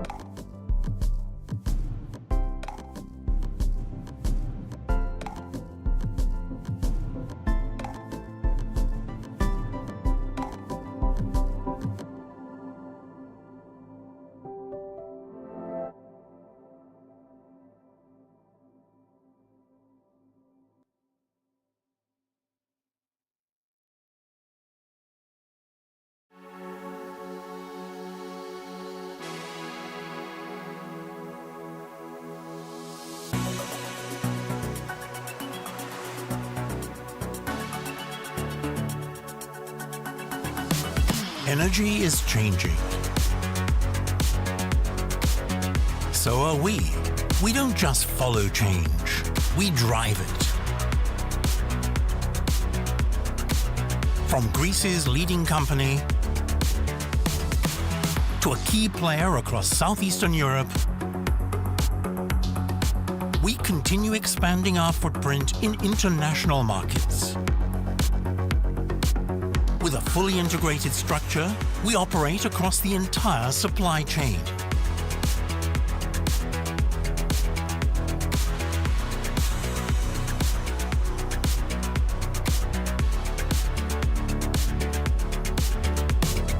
We are strengthening our presence in electricity and natural gas, balancing our core operations with new forms of energy, and building a broader, future-ready portfolio. We developed one of the largest solar parks in Europe. And now we are delivering Greece's first large-scale energy storage project. We invest in e-mobility, and we forge strategic partnerships that create long-term value. Every year, we serve more than 10 million customers. Supported by the most extensive fuel supply network in Greece, we are constantly enhancing their experience. In electricity and natural gas, we provide reliable solutions for households, businesses, and industries. We advance the energy transition with clarity and realism, transforming our group with a long-term, value-driven vision. Today, we stand shoulder to shoulder with the leading European and international energy companies, and we move forward boldly, guided by strong corporate governance, a modern operating model, our values and our vision, and a firm commitment to a sustainable future.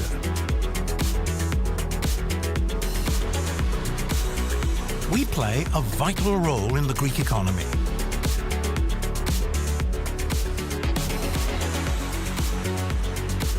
We support our communities through initiatives that empower youth, support society and health, protect the environment, and promote culture and sports.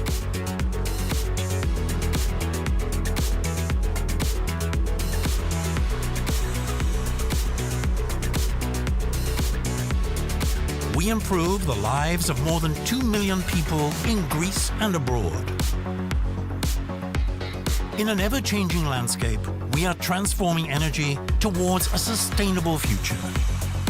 Hellenic Energy. Empowering tomorrow.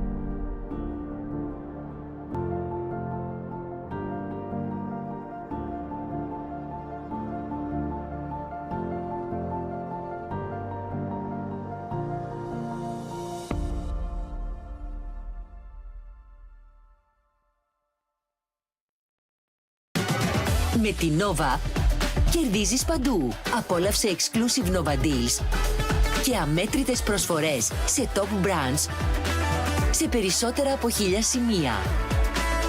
Μπες τώρα στο Παντού App, διάλεξε την προσφορά σου και απόλαυσέ την. Έχεις Nova. Έχεις περισσότερα. Check this out.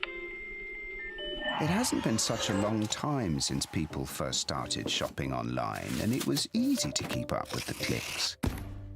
Little by little by little by more, the clicks added up to be more than the stores, and e-tailers worked harder than ever before, because they had to keep up with the clicks. The clicks came from laptops, then tablets and phones, Monday through Sunday, office and home, 24 hours in every zone, and still they kept up with the clicks. Now shoppers ask more from the websites they're on, their language, their currency, their way, or they're gone, so you'd better keep up with the clicks. All of a sudden, there are so many must-dos if you want to keep selling, like delivery there, no there, or there. And make it tomorrow. First thing.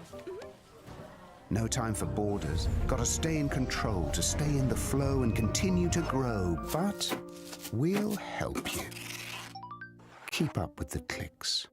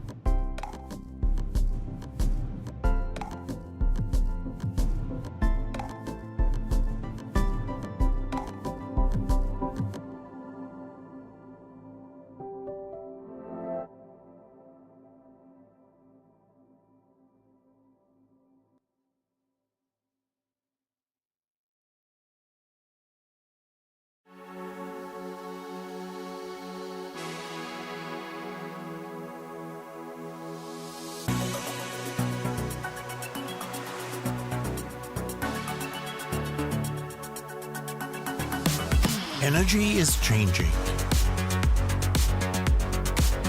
So are we. We don't just follow change, we drive it. From Greece's leading company to a key player across Southeastern Europe,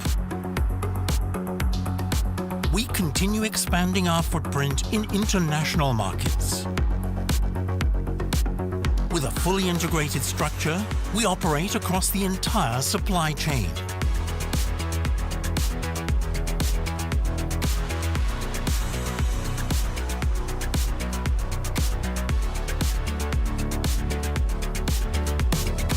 We are strengthening our presence in electricity and natural gas,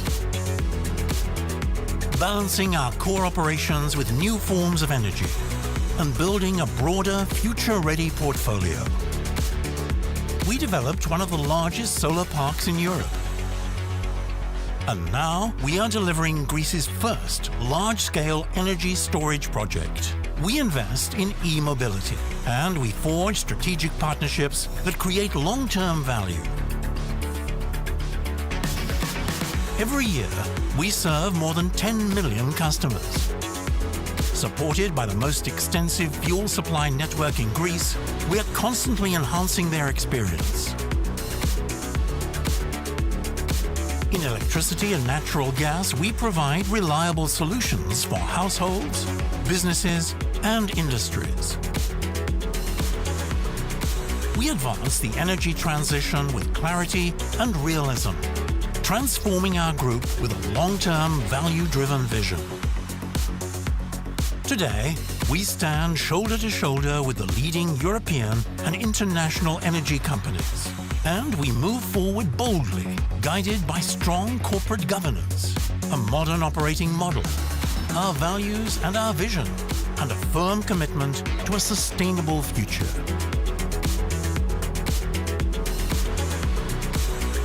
We play a vital role in the Greek economy.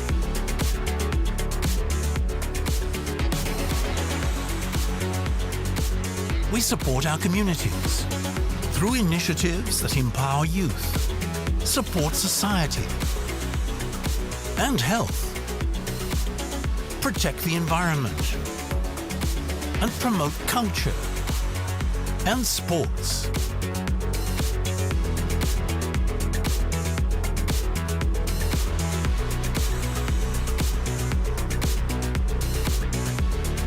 We improve the lives of more than 2 million people in Greece and abroad.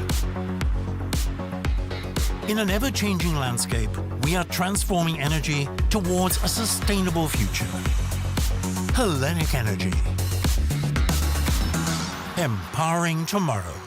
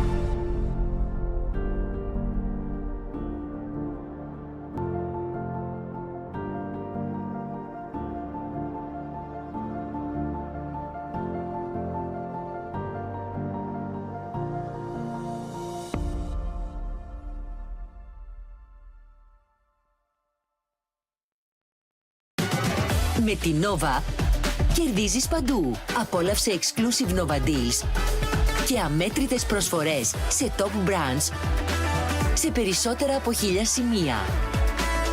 Μπες τώρα στο Παντού App, διάλεξε την προσφορά σου και απόλαυσέ την. Έχεις Nova. Έχεις περισσότερα. Check this out. It hasn't been such a long time since people first started shopping online, and it was easy to keep up with the clicks. Little by little by little by more, the clicks added up to be more than the stores, and e-tailers worked harder than ever before because they had to keep up with the clicks. The clicks came from laptops, then tablets and phones, Monday through Sunday, office and home, 24 hours in every zone, and still they kept up with the clicks. Now shoppers ask more from the websites they're on, their language, their currency, their way, or they're gone, so you'd better keep up with the clicks. All of a sudden, there are so many must-dos if you want to keep selling, like delivery there, no there, or there. And make it tomorrow. First thing. No time for borders. Gotta stay in control, to stay in the flow and continue to grow. But we'll help you. Keep up with the clicks.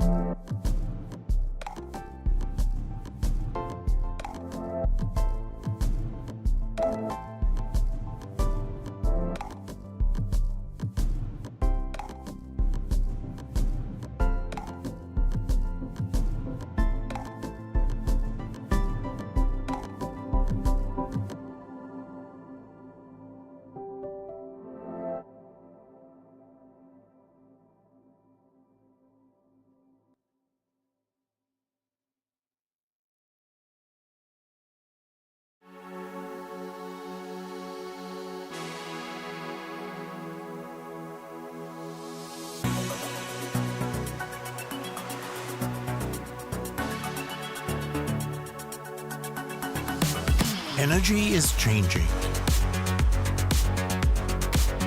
So are we. We don't just follow change, we drive it. From Greece's leading company to a key player across Southeastern Europe, we continue expanding our footprint in international markets. With a fully integrated structure, we operate across the entire supply chain.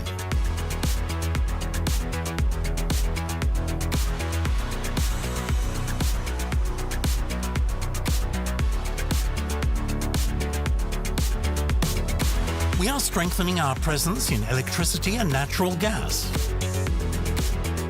balancing our core operations with new forms of energy, and building a broader, future-ready portfolio. We developed one of the largest solar parks in Europe.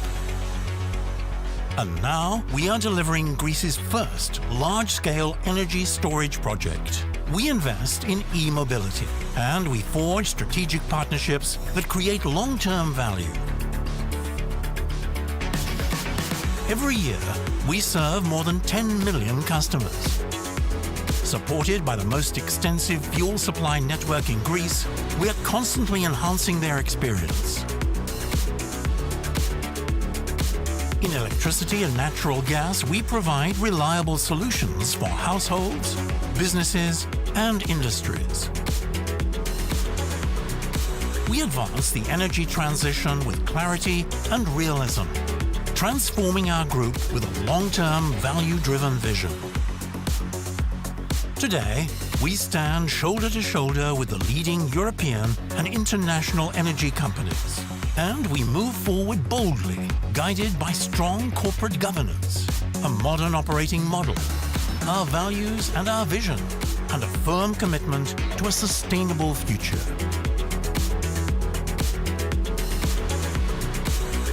We play a vital role in the Greek economy.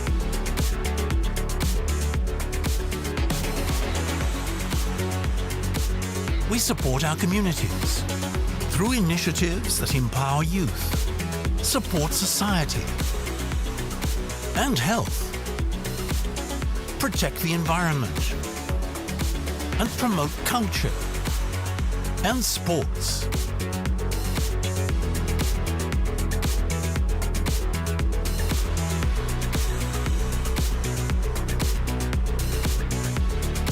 We improve the lives of more than 2 million people in Greece and abroad. In an ever-changing landscape, we are transforming energy towards a sustainable future. Hellenic Energy. Empowering tomorrow.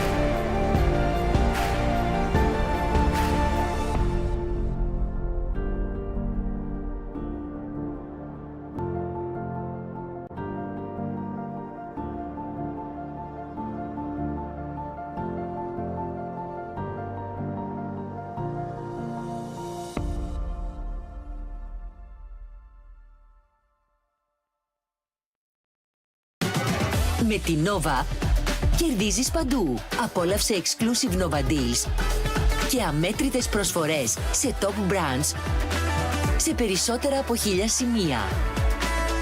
Μπες τώρα στο Παντού App, διάλεξε την προσφορά σου και απόλαυσέ την. Έχεις Nova. Έχεις περισσότερα. Check this out. It hasn't been such a long time since people first started shopping online, and it was easy to keep up with the clicks. Little by little by little by more, the clicks added up to be more than the stores, and e-tailers worked harder than ever before, because they had to keep up with the clicks. The clicks came from laptops, then tablets and phones, Monday through Sunday, office and home, 24 hours in every zone, and still they kept up with the clicks. Now shoppers ask more from the websites they're on, their language, their currency, their way, or they're gone, so you'd better keep up with the clicks. All of a sudden, there are so many must-dos if you want to keep selling, like delivery there, no there, or there. And make it tomorrow. First thing. No time for borders. Gotta stay in control to stay in the flow and continue to grow. But we'll help you. Keep up with the clicks.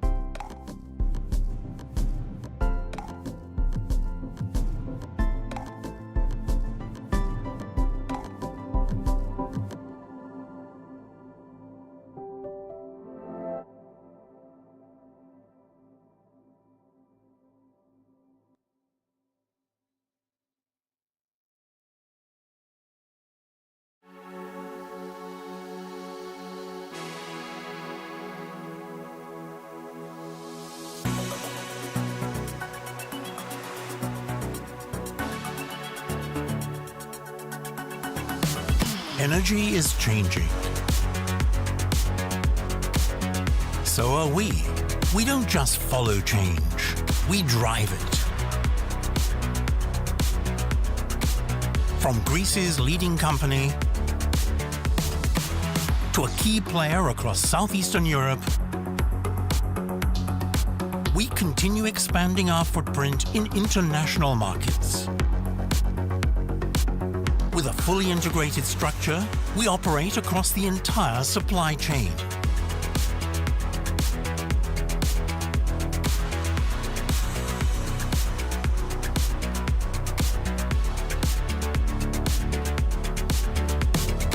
We are strengthening our presence in electricity and natural gas, balancing our core operations with new forms of energy, and building a broader, future-ready portfolio. We developed one of the largest solar parks in Europe. And now we are delivering Greece's first large-scale energy storage project. We invest in e-mobility, and we forge strategic partnerships that create long-term value. Every year, we serve more than 10 million customers.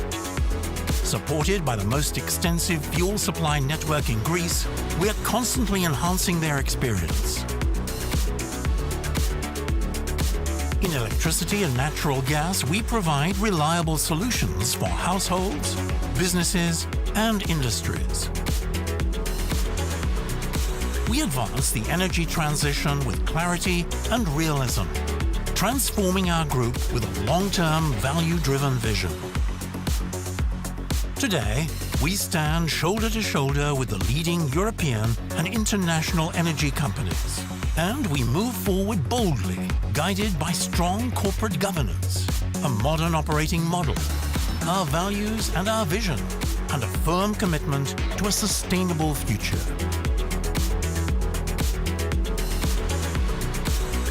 We play a vital role in the Greek economy.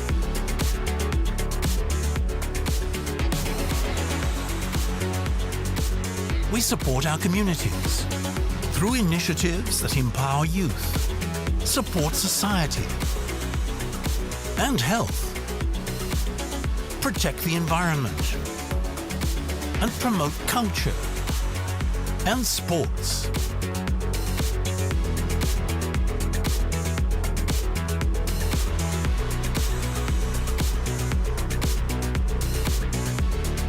We improve the lives of more than 2 million people in Greece and abroad. In an ever-changing landscape, we are transforming energy towards a sustainable future. Hellenic Energy. Empowering tomorrow.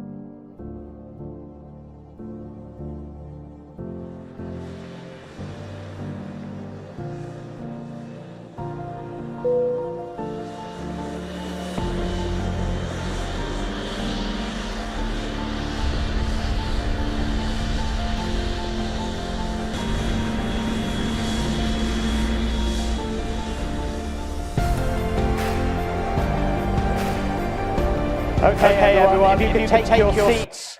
I have been told that the ambassador has arrived. So please take your seats.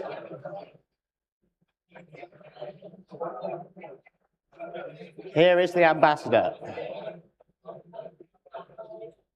We are delighted that to close our event this evening, we are joined by Kimberly Guilfoyle, the US ambassador to Greece, who is going to address us on US-Greek trade and economic relations in 2026.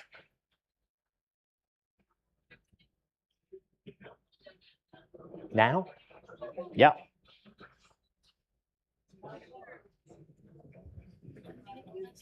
Okay, in 1 minute, apparently.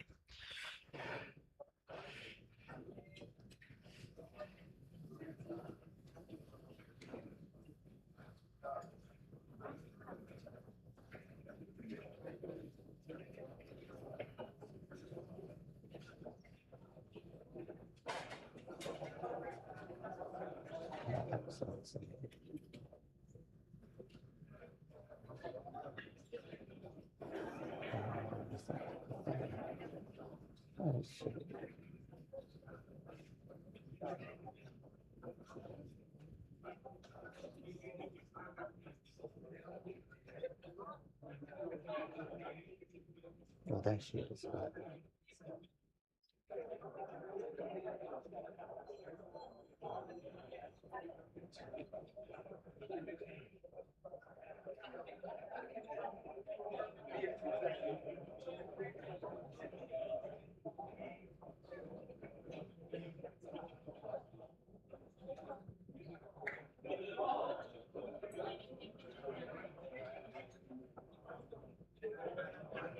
Okay, there's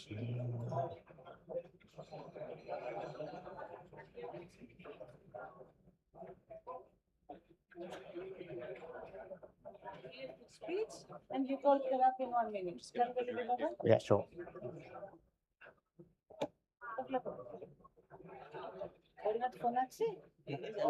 We're ready. Shall I call her up?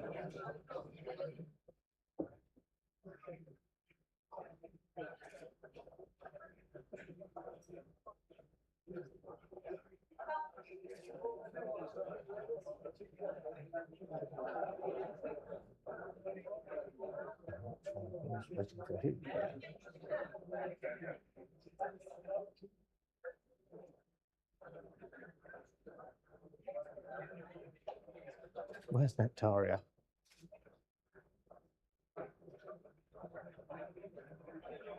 Yes. Yes. Okay, I think we're ready to roll. Please welcome our final speaker of the evening, Kimberly Guilfoyle, the US Ambassador to Greece.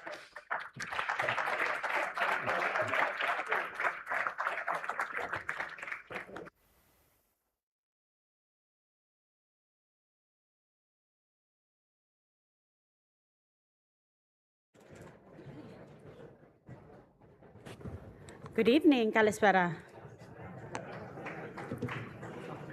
I'm fresh from the airport, running 100 miles an hour to be here with the incredible people, visionaries in this room. Thank you for the honor of having me tonight.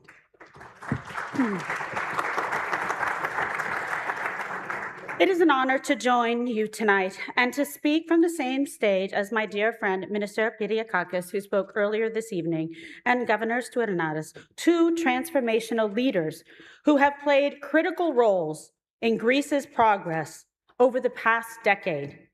I want to talk about the world ahead in 2026, but as we look forward, we must also take a moment to reflect on the year that was. Thanks to the extraordinary leadership of President Donald J. Trump and Prime Minister Mitsotakis, 2025 was the most consequential year in recent memory for the United States-Greece relationship. We strengthened our alliance in critical areas, including commerce, defense, law enforcement, and people-to-people ties. But I am most proud of the progress we have made in economic security. As President Trump often says, economic security is national security. And the engine behind economic security is energy. For proof, we need only turn our gaze north. The strategy of Moscow is simple. Keep Europe hooked on artificially cheap gas, suppress competition, and punish independence. The United States of America chooses a different path, one grounded in shared values and mutual respect. Since day one as ambassador, I have made it my personal mission to ensure that the people of Greece and our partners in this region have secure, reliable, and diversified energy supplies. The best way to accomplish this is through clean and abundant American liquefied natural gas. American LNG will transform Europe's energy map, making supply accessible where and when it is needed. Last year's Partnership for Transatlantic Energy Cooperation Ministerial, PTEC, in Athens was a historic effort to bring long-term energy security to Eastern Europe. It was the largest US delegation we have ever seen, with more than 100 government and private sector leaders, including 2 United States cabinet secretaries, my dear friends, the Secretary of Energy, Chris Wright, the Secretary of the Interior, Doug Burgum. This high-level representation is tangible proof of our commitment to make concrete deals to bring US LNG to Europe and to reduce the region's dependence on Russia. The momentum is building quickly on both sides of the Atlantic. The European Union's recently adopted REPowerEU legislation to end all Russian gas imports by the fall of 2027, and its commitment to purchase $750 billion in US energy by the end of 2028 are important steps towards building a lasting energy partnership between the United States and Europe. In 2026, we expect to see these words put into action. I stand before you as the United States ambassador to the Hellenic Republic, which puts me in a privileged position to support the president's energy policy. That's because Greece isn't just on the sidelines. When it comes to Europe's energy future, it is a star player. Greece is the starting point of the vertical gas corridor, which travels northward through Bulgaria, Romania, Moldova, and into Ukraine. This north-south connectivity is essential to securing and diversifying energy routes in Europe. At PTEC, we were able to achieve the signing of the first ever long-term commercial agreement linking US LNG suppliers to the region, a 20-year deal that will deliver American LNG through Greece across Southeast and Central Europe. Infrastructure is a part of the equation, but there are other important areas where we are committed to seeing positive developments in the year to come. We will be working to ensure the European Union's continued regulatory support for the vertical corridor, providing a predictable environment in which cross-border energy flows can thrive. And we will be working with system operators in the vertical corridor countries to keep fees from transiting US natural gas to the region as low as possible. Please understand that the opportunities here are enormous. The vertical corridor, combined with the historic offshore exploration deal between ExxonMobil Energy and Hellenic IQ Energy last November, and the anticipated entry of Chevron into offshore exploration in the Aegean, this year are positioning Greece as a major regional energy hub. The vision is clear. We seek to create durable alternatives to Russian gas, not just for one season, but for generations to come. Unleashing energy to flow from Greece to Southeast Europe, the Balkans, and Ukraine.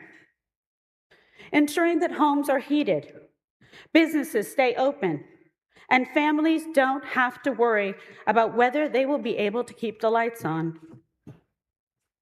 As ambassador, I devote tremendous amounts of time to advancing these energy supply goals. This is something that's been a major focus of mine, because I know that the economies of tomorrow, AI, quantum computing, and other emerging technologies will be powered by energy. As President Trump has said, these new technologies concern the very future of our civilization. And you cannot win the AI race without gigawatts. Secretary Burgum underscored the urgency of this moment when he was in Athens last fall. He said, the countries that control energy outputs will control the innovation outputs. If we fail to meet the demand, we are effectively inviting our competitors to define the future for us. That is one reason why we signed the US-Greek Economic Security Declaration, an ambitious framework driven by the Undersecretary of State for Economic Affairs, Jacob Hellberg. The United States and Greece agreed to work together to secure, research, protect intellectual property, and mobilize private sector partners to create high-quality and high-paying jobs.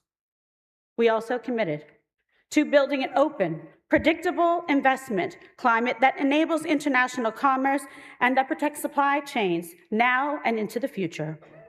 Energy, technology, security. These are the backbone of the economies of the future, and the United States is working together with our steadfast partner, Greece, to shape that future with confidence. Our bilateral trade relationship now exceeds $14 billion annually. It is an impressive number, but the figure alone doesn't capture the breadth and the depth of this relationship. It is a relationship also made up of countless connections between American and Greek businesses, entrepreneurs, and innovators who see opportunity in collaboration.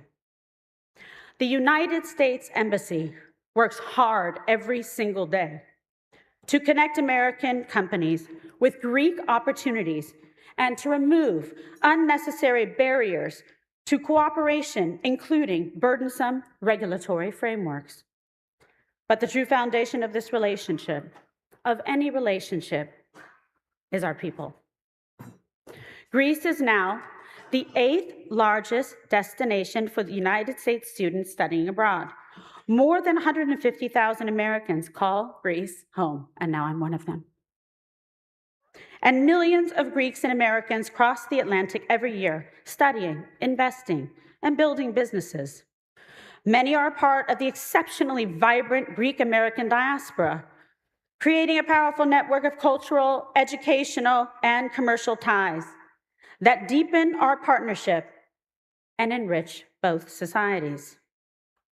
I expect these ties to increase in the year ahead, specifically as we prepare to celebrate the 250th anniversary of American independence, an idea inspired right here in Athens, the birthplace of democracy. To mark that anniversary in Greece is an extraordinary honor, as well as an opportunity to bring our two countries even closer. The world is shaped not by what we say today, but by what we choose to do tomorrow. President Trump's goal of expanding political, commercial, and cultural ties is not just policy. It is a blueprint for lasting stability and for shared prosperity. Guided by optimism and a shared sense of purpose, let us continue to work together in partnership to strengthen our economies, bring greater security to the region, and to deliver for the people of our two amazing countries. Thank you very much. God bless you, God bless Greece, and God bless the United States of America.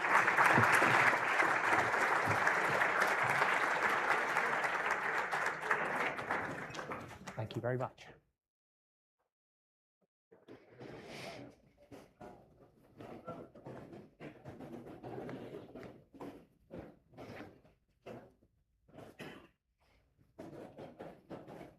Thank you very much, Ambassador. Well, follow that. All that remains this evening is for me to tell you the winner of the quiz. And we had 3 tables that got full marks. And they were Table 17, Table 21, and Table 24. So that means that the tie-break comes down to who writes what I regard to be the most interesting prediction at the bottom. And one of the tables wrote a prediction that was growth, growth, growth, growth, growth. Now, this is quite an interesting and slightly counterintuitive prediction because there are clearly some tailwinds for EU growth right now. So actually, things could be going better than we think. And also, there is a case that can be made for really quite rapid growth in the US as the tax cuts kick in and so forth. So provided there isn't a financial crisis, a bond market crisis, a stock market crash, stablecoin implosion, we could actually see quite strong growth this year. So I think that's quite an interesting prediction, and therefore the winner is Table 24. So I believe we have a bottle of premium liqueur, which was kindly provided by Diageo, one of our supporters tonight, and a good luck charm, which is handmade by Zolotas Jewelers, another of our supporters tonight. And on that note, I'd like to thank all of our sponsors this evening, and in particular, Henikian Law Firm, PPC, Hellenic Energy, Alba Graduate Business School, and the American College of Greece. I'd like to thank you all for attending, and see you in the future. Good night.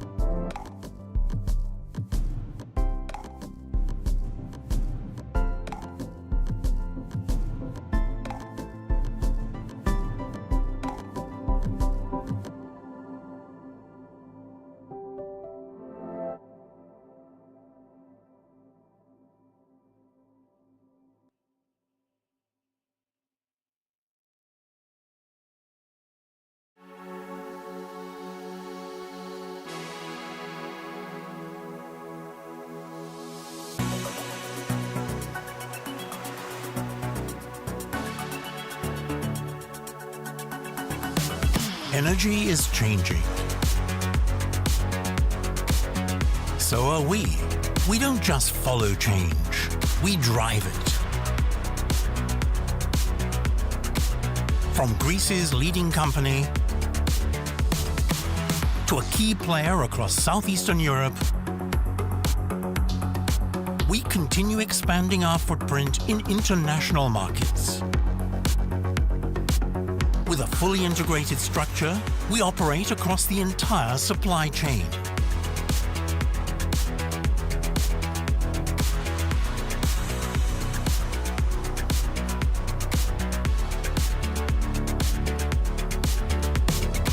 We are strengthening our presence in electricity and natural gas, balancing our core operations with new forms of energy, and building a broader, future-ready portfolio. We developed one of the largest solar parks in Europe. And now we are delivering Greece's first large-scale energy storage project. We invest in e-mobility, and we forge strategic partnerships that create long-term value. Every year, we serve more than 10 million customers. Supported by the most extensive fuel supply network in Greece, we are constantly enhancing their experience. In electricity and natural gas, we provide reliable solutions for households, businesses, and industries.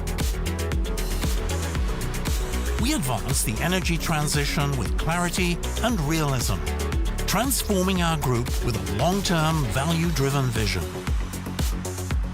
Today, we stand shoulder to shoulder with the leading European and international energy companies, and we move forward boldly, guided by strong corporate governance, a modern operating model, our values and our vision, and a firm commitment to a sustainable future.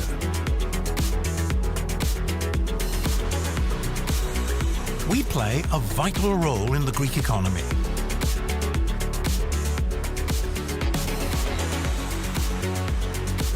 We support our communities through initiatives that empower youth, support society and health, protect the environment, and promote culture and sports.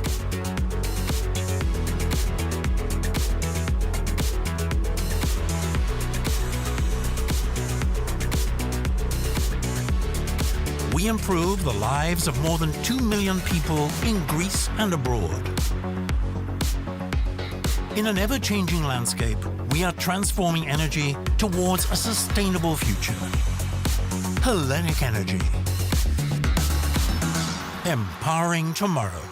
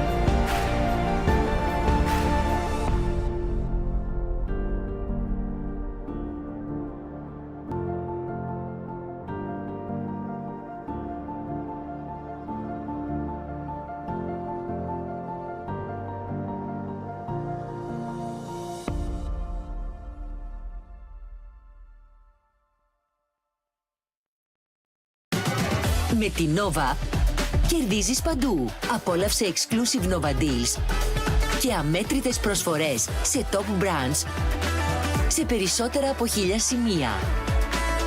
Μπες τώρα στο Παντού App, διάλεξε την προσφορά σου και απόλαυσέ την. Έχεις Nova, έχεις